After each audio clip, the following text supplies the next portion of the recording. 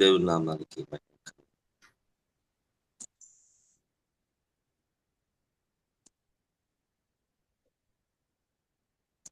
ప్రార్థన చేసుకుందాం.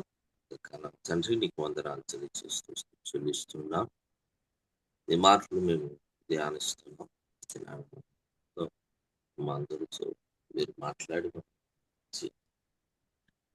మమ్మల్ని స్థిరపరిచి విశ్వాసం మేము మా ఆత్మీయ జీవితంలో ఎదిగినట్లుగా మాకు సాధించి ఇది మొదలుకొని మా పట్ల నీకు ప్రాధాన్యత చూపించు. మా జీవితాలు సరి చేసుకుని మా జీవితంలో ఆత్మ పట్టడానికి చూపించు. యేసు ప్రభువు నామమున ప్రార్థించి వేడుకుంటున్నాను. ఆమేన్. ఆమేన్.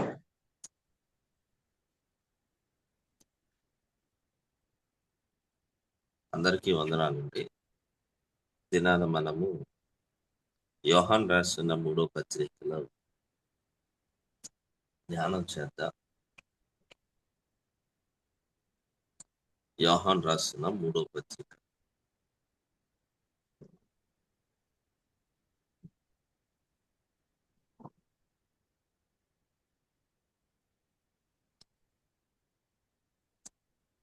మొదటి వచనం. పెద్దనైన నేడు సత్యము బట్టి ప్రేమించు ప్రియుడైన గాయకు శుభమని చెప్పి రాయను. ప్రియుడా, నీ ఆత్మ వర్ధిల్లుచున్న ప్రకారం నీవు అన్ని విషయములు వర్ధిల్లుచు సౌఖ్యముగా ఉండవలెను ప్రార్థించుచున్నాను. నీవు సత్యమును అనుసరించి నడుచుకునుచున్నావు కనుక సహోదరులు వచ్చి నీ సత్ప్రవర్తన గురించి సాక్ష్యము చెప్పగా విని బహుగా సంతోషించు. నా పిల్లలు సత్యమును అనుసరించి నడుచుకునుచున్నారని వెంటుకంటే నాకు ఎక్కువైన సంతోషము లేదు. దేవునికే మహిమ కలుగును. చూడండి, ఈ 4 వచనాల్లో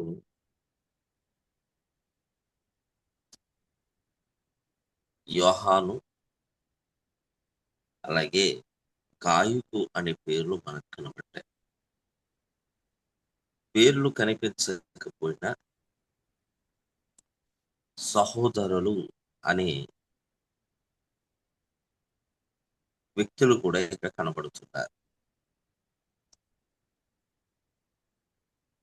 యోహాను యేసు ప్రభు వారికి ప్రియమైన శిష్యుడిగా ఉన్నాడు. యోహాను సువార్త రాసిన వ్యక్తే ఈ 3 పత్రికలు కూడా రాశాడు.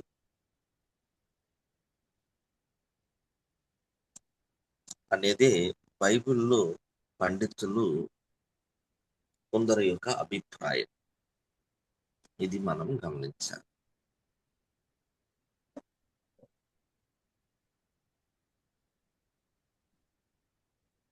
గాయకు అనే వ్యక్తికి ఈ లేఖను యోహాను రాశాడు.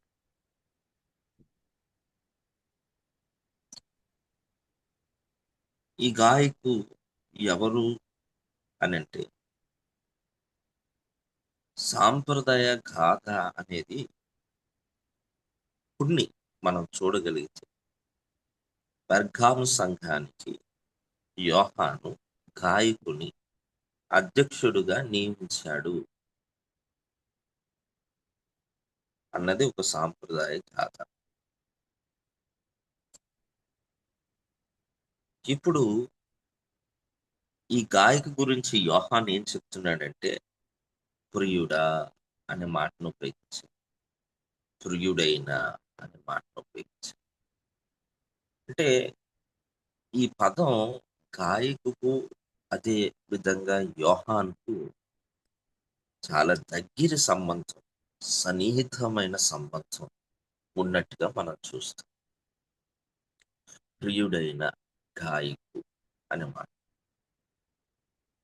ఇంకా మనం వెళ్తే ఈ గాయకు గురించి ఏమన్నాడంటే, నా పిల్లలు అనే మాటను ఉపయోగించాడు. అంటే తన యొక్క కుమారుడిగా తాను సువార్త చేయటం ద్వారా గాయకు రక్షణ పొంది ఉండొచ్చు బహుశా. అందుకనే నా పిల్లలు అనే మాటను ఉపయోగించారు. నా పిల్లలు సత్యమును అనుసరించినడు. ఎవరో ఒకవేళ సువార్త వలన మారి రక్షించబడి ఉంటే, ఈ పదాన్ని అతను ఉపయోగించి ఉండకపోవచ్చు కాబట్టి, ఈయన సువార్త ప్రకటించటం ద్వారా మార్పు చెంది ఉండవచ్చు. ఇది మనం గమనించాలి.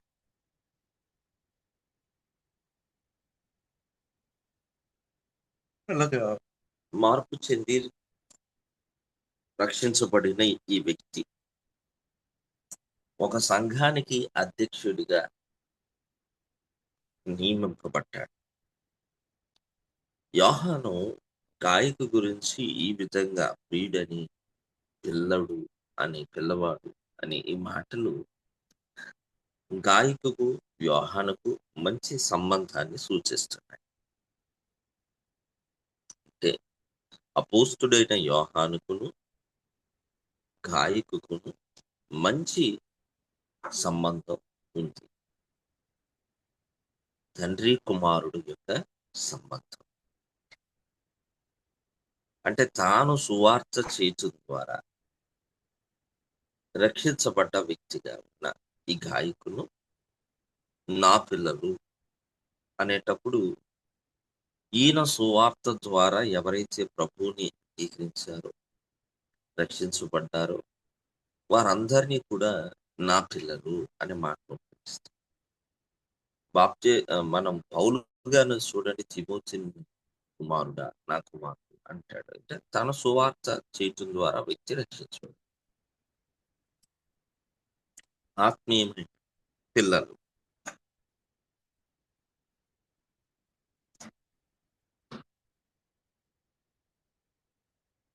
గాయకు కొన్నిసార్లు పేరును ఉపయోగించలేదు యోహాన్. 4వ వచనంలో 5వ వచనంలో ఏమంటంటే ప్రియుడా అనే మాటను ఉపయోగిస్తాడు. మొదటిసారి మాత్రం ప్రియుడైన గాయకుడు అనే మాట. అలాగే 11వ వచనంలో కూడా ప్రియుడా అనే మాటని ఉపయోగించాడు. ఈ విధంగా మనం చూస్తే గాయకుకు, యోహానుకును మంచి రిలేషన్‌షిప్ అనేది ఉంది. ఇది మనం గమనించాలి. మనము ఈ దినాన గాయకు గురించి ఇంకా కొన్ని విషయాలు ధ్యానం చేసేది. అతడు నీ ఆత్మ వర్ధిల్లుచున్న ప్రకారం నువ్వు అన్ని విషయాల్లో కూడా వర్ధిల్లుచు, సౌఖ్యముగా ఉండవలెనని ప్రార్థిస్తూ, యోహాను గాయకు బాగుండాలి, ఆరోగ్యంగా ఉండాలి, అన్ని విషయాల్లో వర్ధిల్లాలి అనే ఒక కోరిక మాత్రమే కాదు, దాని గురించి ప్రార్థన కూడా చేస్తున్నాడు యోహాను. నువ్వు అన్ని విషయాల్లో బాగుండాలి, అలాగే నువ్వు ఆరోగ్యంగా కూడా ఉండాలి. యోహాను తన కొరకు మూడోది ఏం చేస్తున్నాడంటే ప్రార్థన చేస్తాడు. మొదటిది ప్రియుడు అని పలికిన గాయ గురించి యోహాను. 2 పిల్లవాడు, కుమారుడు అనే పదాలు ఉపయోగించటం. 3 అతని కోరిక గాయక విషయమై ఏముంది అనంటే, నువ్వు అన్ని విషయాల్లోనూ వర్ధిల్లుచు, ఆరోగ్యంగా ఉండాలి, సౌఖ్యముగా ఉండాలి అనంటే ఆరోగ్యముగా ఉండాలి అని ఒక కోరిక మాత్రమే లేదు. కోరికతో పాటు ఇతను ఏం చేస్తున్నాడు దాని కొరకు? ప్రార్థన చేస్తూ ఉన్నాడు. ఇది మనం గమనించాలి. ఇకపోతే 11వ వచనంలో యోహాను గాయకు చేసిన బోధ మనకు కనబడుతుంది. ప్రియుడా, చెడ్డ కార్యములు కాక మంచి కార్యములను అనుసరించి నడుచుకును. మేలు చేయువాడు దేవుడు సంబంధి, కీడు చేయువాడు దేవుణ్ణి చూచిన వాడు కాడు. ఇది మనం గమనించాలి. ఇతనికి చేసిన ఉపదేశం ఏంటి అంటే, చెడ్డ కార్యములు గాక మంచి కార్యమును అనుసరించుము. ఎవరి గురించి చెప్తున్నాడు ఇది? సంఘములో దియోత్రేఫే అనే ఒక వ్యక్తి ఉన్నాడు. యోహాను రాసిన 3వ పత్రికలో 3 రకాల స్వభావాలు కలిగిన వ్యక్తులు మనకు కనపడతారు. అందులో గాయికు అనే వ్యక్తి ఒకడు. 2 దియోత్రేఫే దియోత్రేఫే అనే వ్యక్తి 2. 3 దెమెత్రి. ముగ్గురు వ్యక్తులు ఉన్నారు. ఈ ముగ్గురు వ్యక్తులు కూడా 3 రకాలైన స్వభావాలు. సంఘంలో ఈ 3 రకాలు అయిన స్వభావంతో ఉన్న వ్యక్తులు ఉంటారు. కాబట్టి ఇప్పుడు ప్రస్తుతం మనం గాయకు గురించి తెలుసుకునే ముందు యోహాను గాయకుకి ఈ లేఖ రాస్తున్నాడు కాబట్టి, యోహాను ఏం చేశాడు గాయకు విషయంలో అన్నదే మాత్రమే ధ్యానం చేస్తాడు.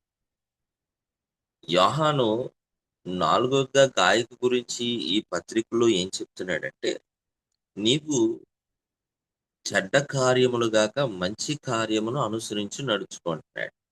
సంఘంలో దియోత్రేఫే అనే వ్యక్తి మంచి మాదిరి చూపించలేదు. మంచి కార్యాలు చేయలేదు. చెడ్డ కార్యాలే చేశాడు. అందుకనే నీవు సంఘంలో చెడ్డ కార్యాల్ని చేసే వ్యక్తిని నువ్వు అనుసరించొద్దు. మంచి కార్యాలు చేస్తూ, మంచి పనులు చేస్తూ ఉన్న వ్యక్తుల్ని నీవు అనుసరించు అనే మాట చెప్పాడు. అంటే సంఘంలో ఇంకొక మాట చెప్పాడు. మేలు చేయవాడు దేవుని సంబంధి. అంటే ఇతరులకు మంచి చేసేవాడు దేవుని సంబంధి. కీడు చేయవాడు దేవుణ్ణి చూడనివాడు. చూడనివాడు అంటే దేవుడు కనిపిస్తాడా? దేవుణ్ణి ఎరగనివాడు. ఇది మనం గమనించాలి.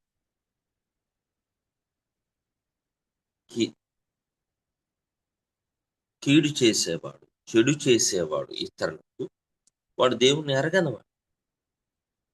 మనం దేవుణ్ణి ఎరిగిన వారమైతే నువ్వేం చెయ్యి? గాయకు నువ్వేం చేయాలో తెలుసా? నువ్వు దేవుణ్ణి ఎరిగిన వాడివే అయితే నువ్వు మంచి కార్యాలు చెయ్యి. నిజమే, మనం దేవుణ్ణి ఎరిగిన వారం, దేవుణ్ణి నమ్ముతున్నాము, దేవుణ్ణి అనుసరిస్తున్నాము, దేవుని మందిరానికి వెళ్తున్నాము అంటే ఇతరులకు ఏం చేయాలి? మనం మంచి చేయాలి. ఇతరులకు మంచి జరగాలని ఆలోచన చేయాలి. ఒకవేళ మనం అది చేయలేదనుకోండి, మనము దేవుని ఎరగని వారం. కీడు చేస్తే, చెడు చేస్తే ఇతరులకు దేవుణ్ణి మనము ఎరగని వారం. మొదటి విషయం. రెండో విషయం ఏంటంటే, మంచిని అనుసరించాలి గాని చెడును అనుసరించకూడదు. గాయకుడు చేసిన యోహాను బోధ ఏంటంటే, నువ్వు మంచిని అనుసరించు, నువ్వు కీడును మాత్రము, తప్పును మాత్రం, చెడును మాత్రం నీవు అనుసరించు. సంఘంలో మంచి ఆత్మీయంగా ఉన్నవారు, ఎదిగిన వారు ఉంటారు. అలాగే సంఘానికి కావలసిన మంచి మాదిరి చూపించిన వ్యక్తులు కూడా ఉంటారు. అలాగే సంఘంలో మనం ఎలా ఉండాలి అంటే మంచి మాదిరిగా ఉండాలి. పిల్లలకు, పెద్దలకు, కుటుంబాలకు మంచి మాదిరి చూపించే వ్యక్తులుగా ఉండాలి. ఎప్పుడైతే ఇది మనం చూపిస్తాం మంచి మాదిరిలో ఎప్పుడైతే మనం నడుచుకుంటామో అది నిజంగా మనకెంతో ధన్యత అని మనం మర్చిపోతాం. ఇకపోతే 5వ విషయానికొస్తే,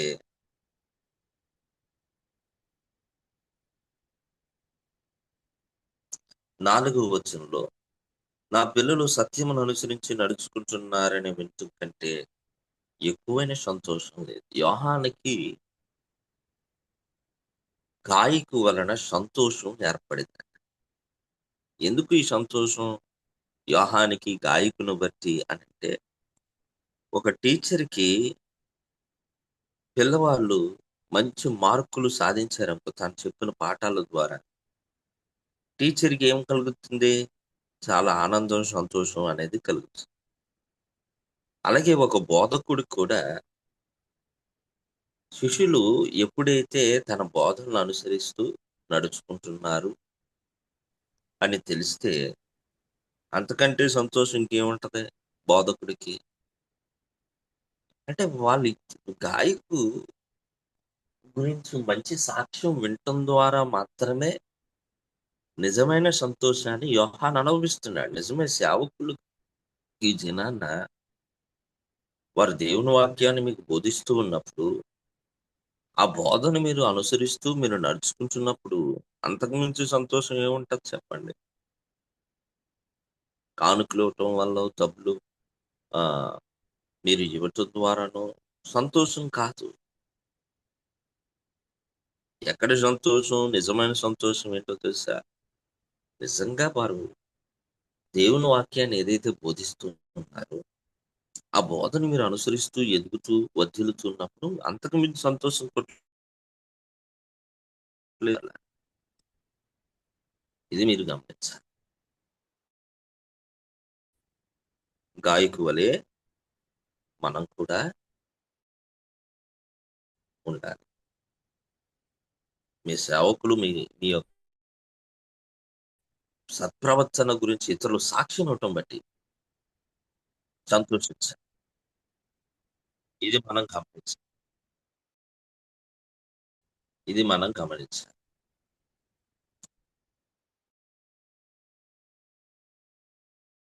ఇటువంటి జీవితాన్ని మనము గడపాలి. ఇక్కడ గాయకులు గురించి సాక్ష్యం రావట్లేదు. గాయకు గురించి సహోదరులు చెప్తున్నారు. అంటే మన గురించి ఇతరులు సాక్ష్యము ఇవ్వటం, సాక్ష్యం చెప్పటం అనేది చాలా, చాలా ప్రాముఖ్యం. మన గురించి మనం సాక్ష్యం చెప్పటం ఒక ఎత్తు. మన గురించి ఇతరులు సాక్ష్యం చెప్పటం కూడా మరొక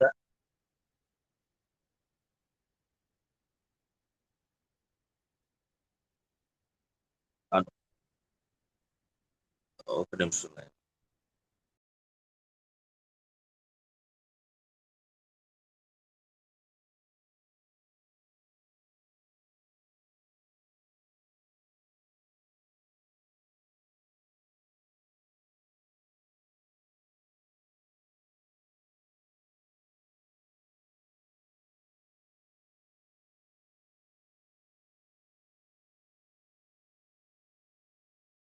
పైగా ఆపలా పడిపోయిందండి.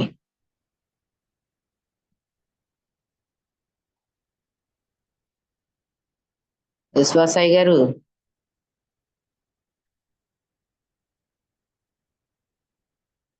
అయ్యగారు,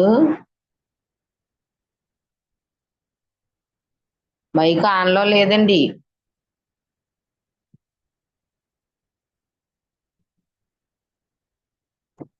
విశ్వాసయ్య గారు,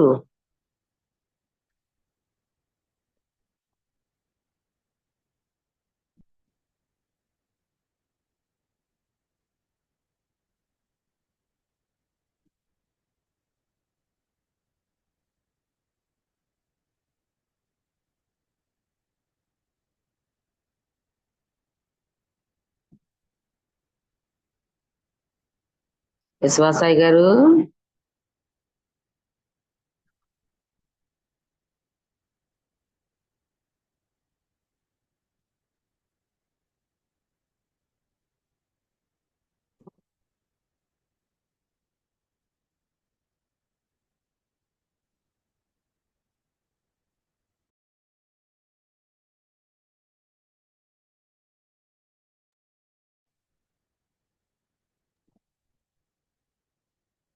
హలో. చెప్పండి, వినపడుతుంది, చెప్పండి. ఓ. కాబట్టి ఇతరులు మన గురించి సాక్ష్యం ఇవ్వటం అనేది చాలా ప్రాముఖ్యం. గాయక జీవితంలో తన గురించి సాక్ష్యం ఇచ్చారు. అంటే బోధకులకు మనం సత్యాన్ని అనుసరించి నడుచుకుంటున్నాము అనే విషయం కన్నా ఎక్కువైన సంతోషం మరొకటి లేదు. ఇది మనం గమనించాలి. యోహాను గాయకును నడిపించే విషయంలో సంతోషిస్తున్నాడా, బాధిస్తున్నాడా, బాధపడుతున్నాడా? సంతోషిస్తున్నాడు. మిమ్మల్ని నడిపించే బోధకులు ఎవరైతే ఉన్నారో మీ విషయమై వారు బాధపడుతూ ఉంటే మీకు ప్రతిఫలం ఏముంటుంది? మిమ్మల్ని బట్టి వారు ఏం చెందాలి? ఆనందము చెందాలి. దేవునికి ఇష్టం. మిమ్మల్ని నడిపించే విధానంలో వారు సంతోషించాలి. మిమ్మల్ని కాసే పనిలో, మిమ్మల్ని నడిపించే విషయంలో వారు సంతోషంగా ఆ పని చేయగలిగితే మీకు మంచి ఫలితం వస్తుంది.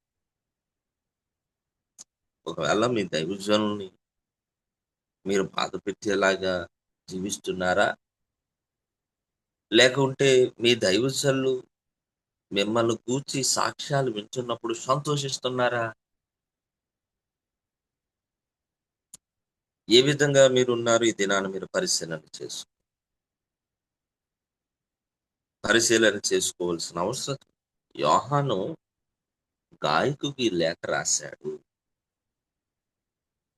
గాయకు గురించి మొదటిగా ప్రియుడు అనే పదం దగ్గరగా ఉన్న సంబంధాన్ని సూచిస్తుంది. సన్నిహితమైన సంబంధాన్ని ఇది సూచిస్తుంది. కుమారుడు గాయకుని తన కుమారుడిగా భావించాడు. నా పిల్లలు అనే మాట అంటే తన కుమారుడిగా, ఆత్మీయమైన కుమారుడు. 3 మంచి మాదిరిని నువ్వు అనుసరించి నడుచుకో. నువ్వు మంచి చేయి, బోధ చేస్తున్నాడు. నీవు చెడు చేయొద్దు. 4 మనం చూస్తే అతను ఆరోగ్యంగా ఉండాలి, అన్ని విషయాల్లో వర్ధిల్లాలని కోరిక మాత్రమే లేదు. ఆయన కొరకు యోహాను కూడా ఏం చేస్తున్నాడు చెప్పండి? ప్రార్థన చేస్తాడు. 5వ విషయం, గాయకుని బట్టి యోహాను సంతోషిస్తున్నాడు. ఎందుకు సంతోషిస్తున్నాడు? ఇతరులు వచ్చి గాయకు గురించి సాక్ష్యం. ఎవరు ఈ సహోదరులు ఇంతకీ అని అంటే, వీరు ఊరూరా దేవుని సువార్తను ప్రకటించే సువార్తికులు, బోధకులు. వీరు యోహాను దగ్గరికి వెళ్ళారు. యోహాను వీరికి ఆతిథ్యం ఇచ్చాడు.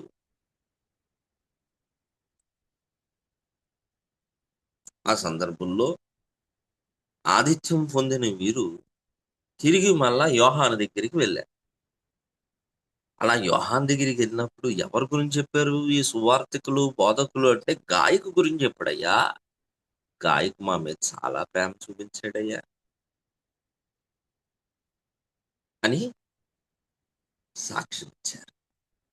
అతను చక్కని సత్ప్రవర్తన గలవాడు అని చెప్పి ఆయన గురించి చక్కని సాక్ష్యం కూడా ఇచ్చారు. చక్కని సాక్ష్యం కూడా ఇచ్చారు. అప్పుడు అంతకు మించి సంతోషం ఉంటది. ఈ దినాన్న ఈ దైవజనులు మిమ్మల్ని బట్టి, మీ ప్రవర్తన బట్టి, మీరు నడుచుకుంటున్న విధానాన్ని బట్టి సంతోషించాలి, బాధపడకూడదు. అదేంటి, నేను ఎంత బోధించానే, ఎంత చక్కగా నేను వారు ఆత్మీయంగా ఎదగాలని వారిని పెంచుతున్నానే. ఇదిగో ఉదయకాలంలో ఈ ప్రార్థనలు ఏర్పాటు చేస్తూ, దైవజనులు అనేకుల్ని ప్రతిరోజు కూడా తీసుకొస్తూ, వారి చక్కని వాక్యాన్ని వారికి బోధిస్తున్నామే.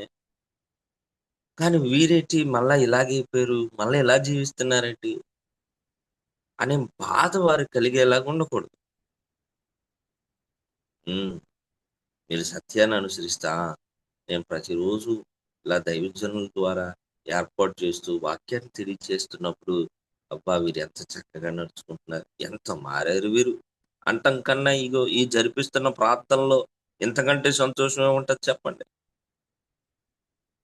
ఇంతకు మించి ఆనందం ఏముంటది చెప్పండి? నడిపించే వ్యక్తులకి. ఇంక లేదు. దేవుడికి కూడా అదే. మనము ఆయన వాక్యాన్ని అనుసరించి నడుచుకుంటే మనకు ఆయనకి మంచి సంబంధం అనేది ఏర్పడుతుంది. కాబట్టి ఈ దినాన వాక్యాన్ని అనుసరిద్దాం, మంచి చేద్దాం, మంచిని అనుసరిద్దాం. ఇదిగో ఈ విధంగా మనం కూడా దేవునికి ప్రియమైన వారులుగా ఉండాలి. దేవుని పిల్లలుగా మనం ఉండాలి. దేవుడు మనల్ని అన్ని విషయాల్లో బాగుండాలి, ఆరోగ్యంగా ఉండాలని కోరుకుంటున్నాడు. అదేవిధంగా ఆయన బోధనలు మనకి చేస్తూ, ఐదవదిగా ఆయన బోధనలు మనం అనుసరించే వారిగా ఉండాలి. ఆయన బోధనలు స్వీకరించాలి. ఆయన బోధనలు మనం అనుసరించాలి. ఎప్పుడైతే ఈ పని మనం చేయించుకుంటామో అది మనకెంతో దీవెనకరంగా ఉంటుంది. దేవుడు మరొక దినాన వీలైతే గాయకు గురించి మళ్ళా మనం ధ్యానం చేద్దాం. గాయకు చేసే పనులు, గాయకు జీవితం ఏ విధంగా ఉంది? దియోత్రెఫే ఎవరో అతను చేసే పనులేంటి? దెమెత్రి ఎవరో అతను చేసిన పనులేంటి? యోహాను రాసిన 3వ పత్రికలోనే ఉన్నాయి. వీలైతే మరొకసారి వాటి గురించి ధ్యానం చేద్దాం. ప్రార్థన చేద్దాం. పరిశుద్ధుడు, ప్రేమ కలిగిన తండ్రి, నీ ఘనమైన ఉన్నతమైన శ్రేష్టమైన నామమున గాయకు గురించి దినాన్ని ధ్యానం చేస్తాం. మమ్మల్ని ఆత్మీయంగా బలపరచండి, మమ్మల్ని స్థిరపరచండి, మా పట్ల కృప చూపించండి, మమ్మల్ని కాపాడి రక్షించండి, మాకు మేలు చేసి నిరంతరం నడిపించండి. ప్రభా, మేము కూడా నీకు ప్రియమైన బిడ్డలుగా జీవించాలి నాయనా. మేము కూడా మీరు ఏ విధంగా ఉండాలని ఆశిస్తున్నారు, కోరుచున్నారు, ఆ విధంగా మేము జీవించాలి. మంచి మాదిరిని అనుసరించి నేను ఎరిగిన వారమే ఇతరులకు మంచి చేయాలి. ప్రభా, మా గురించి ఇతరులు సాక్ష్యం చెప్పే విధంగా మేము జీవించాలి. ప్రభా, నిజమే, మా గురించి మా సాక్ష్యాలు ఎలా ఉంటాయంటే, మేము చెడుగా జీవిస్తూ కూడా మంచి సాక్ష్యాలు చెప్తాం. కానీ ఇతరులు మేము మంచిగా జీవిస్తేనే మంచి సాక్ష్యం చెప్తారు. కాబట్టి ఇతరులు మా గురించి సాక్ష్యం చెప్పే విధంగా మంచి సాక్ష్యము ఇచ్చే వ్యక్తులుగా మేము జీవించాలి. ఆ కృప మాకు అనుగ్రహించాలి. యేసునామములో ప్రార్థించి వేడుకొంచున్నాం తండ్రి. ఆమేన్. ఆమేన్. ఉదయకాల సమయంలో చక్కటి వాక్యం చెప్పిన ఐశ్వాసయ్య గారికి వందనాలండి. వందనాలు. యోహాన్ గారి గురించి దేవునికి అతి ప్రియమైన ముఖ్యమైన శిష్యుడుగా యోహాన్ గారు గాయకుడని మంచి చక్కగా యోహాన్ గారి గురించి చక్కగా వివరించారు. ఉదయకాల సమయంలో వాక్యం వివరించిన ఐశ్వాసయ్య గారికి మరొకసారి వందనాలు. వందనాలు. వాక్యం ప్రార్థన చేసుకుందాం. మన వద్ద ఉన్న హైదరాబాబు గారు వందనాలమ్మా. వాక్య నిమిత్తం ప్రార్థన చేయండి. ముఖం ప్రార్థన చేసుకుందాం. మంచిది, చాలా చక్కని వర్తమానం మరి ఈ రోజు మనం విన్నాము. మరి ఉదయకాల సమయంలో మరి ఎన్నో ఆత్మీయ విషయాలు ఎన్నో చెప్తూ ఉన్నారు. అలాగే మరి విశ్వాసయ్య గారు మరి ఎప్పుడు వచ్చిన వాక్యాన్ని పెద్ద తేటగా సూటిగా చక్కగా మాట్లాడుతూ ఉంటారు. చక్కగా అర్థం అవుతూ ఉంటాయి. మంచి మంచి మాటలు, ఆత్మీయ సందేశాలు చెప్తూ ఉంటారు. వందనాలు అయ్య గారు, చాలా చక్కని వర్తమానం అందించారు. వాక్యం నిమిత్తం చిన్న ప్రార్థన చేసుకుందాం. మహాపరిశుద్ధుడు, ప్రేమ గల తండ్రి, మీకు వందనాలు, స్తోత్రాలు తండ్రి.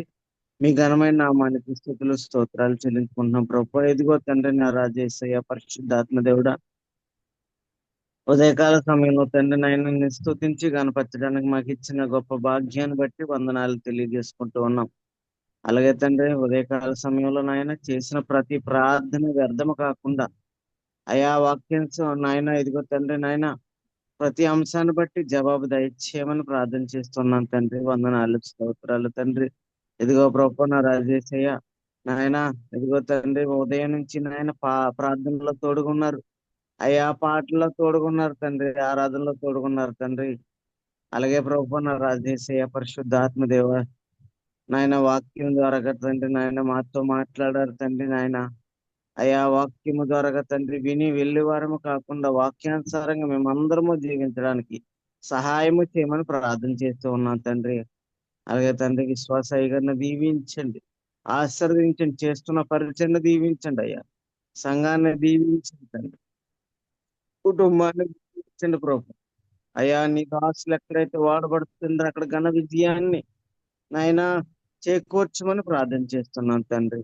ఎక్కడైతే నాయన ఇదిగో తండ్రి నాయన వాడబడుతూ ఉంటారో నాయన ఇదిగో తండ్రి ఆ యొక్క ప్రయాణాల్లో తండ్రి నాయన క్షేమాభివృద్ధిని దయచేయండి, ఆయన దీవెనకరంగా మార్చండి ప్రభు. అయ్యా ఎన్నో విషయాలు, ఆత్మీయ సందేశాలు, గొప్ప గొప్ప మర్మాలు చెబుతూ ఉంటారు తండ్రి. అయ్యా నాయన నా కృప యేసయ్యా, ఆ వాక్యము ద్వారా ఎంతో మంది వింటూ అయ్యా బలపడుతూ ఉన్నారని సాక్ష్యం కూడా ఇస్తూ ఉన్నారు తండ్రి. అయ్యా నా ప్రభు యేసయ్యా ఇదిగో తండ్రి అయ్యా ఈ ఫేస్బుక్ లో, యూట్యూబ్ లో నాయన చూస్తున్న ప్రతి బిడ్డని కూడా తండ్రి దీవించండి, ఆశీర్వదించండి తండ్రి. అయ్యా ఈ వాక్యం ద్వారా అనేక మంది ఆత్మలు రక్షించబడాలి తండ్రి. ఈ వాక్యము ద్వారా అనేక మంది నాయన ఇదిగో తండ్రి మారు మనసు పొందడానికి సహాయం చేయమని ప్రార్థన చేస్తూ ఉన్నాం. అయ్యా నాయన ఇదిగో తండ్రి నాయన ప్రతి బిడ్డని దీవించండి ఆయన. ఇదిగో తండ్రి మరొక దినాన్ని మళ్ళీ కలుసుకుని తండ్రి అయ్యా మరొక సందేశాన్ని వినాలని కోరుకుంటున్నాయన. ఇదిగో తండ్రి ఇచ్చిన ప్రార్థన మీ పాదాల తండ్రి చేర్చుకోమని యేసు పరిశుద్ధ నామములో అడిగి వేడుకుంటున్నాను తండ్రి, ఆమేన్. ప్రార్థన చేసిన ఎక్కడబాబు గారు వందనాలండి. వినాలమ్మ. వందనాలు. ముగింపు ప్రార్థన చేసుకుందాం. మధ్యన అయ్య గారు ఉన్నారు, వెళ్ళిపోయారండి. రామకృష్ణ అయ్య గారు వచ్చారు, ముగింపు ప్రార్థన చేసి ఆశీర్వాదిస్తారు. రామకృష్ణ అయ్య గారు అమ్మా వందలమ్మా, ప్రార్థన ఉన్నారు చేసుకుంటాం. అయ్య గారు. అమ్మ పర్లేదమ్మ, కొంచెం పర్లేదు. వందనాలు అయ్య గారు, వందనాలు. వందనాలండి రామకృష్ణ గారు. వందనాలు. ప్రార్థన చేసుకుందాం. మహాపరిశుద్ధుడు అయిన దేవా తండ్రి, ఇదిగో తండ్రి నాయన, నీవు నీ దాసులతో మాట్లాడిన ప్రతి మాట దేవా తండ్రి మా జీవితంలో మేము వెంబడించడానికి, దాని ప్రకారంగా బ్రతకడానికి దేవా మా జీవితాలను సరిదిద్దుకోవడానికి సహాయం చేయండి ప్రభువా. దారి తప్పి ఉన్నామేమో, మమ్మల్ని ఒక దారి చేయమని అడుగుతున్నా ప్రభువా. ఆరోగ్యంలో బలహీనంగా ఉన్నామేమో, మమ్మల్ని బలపరచమని అడుగుతున్నా ప్రభువా. మా ఆలోచనలు స్థిరములేవేమో ప్రభువా, మమ్మల్ని స్థిరపరచమని అడుగుతున్నా తండ్రి నాయన. మమ్మల్ని దేవా తండ్రి యుద్ధానికి సిద్ధంగా లేవేమో, మమ్మల్ని సిద్ధపరచమని అడుగుతున్నా. రాకడికి మేము సిద్ధంగా లేవేమో, మమ్మల్ని సిద్ధపరచమని అడుగుతున్నా తండ్రి. ఏ రోజు ఏం జరుగుతుందో మాకు తెలియదు ప్రభువా.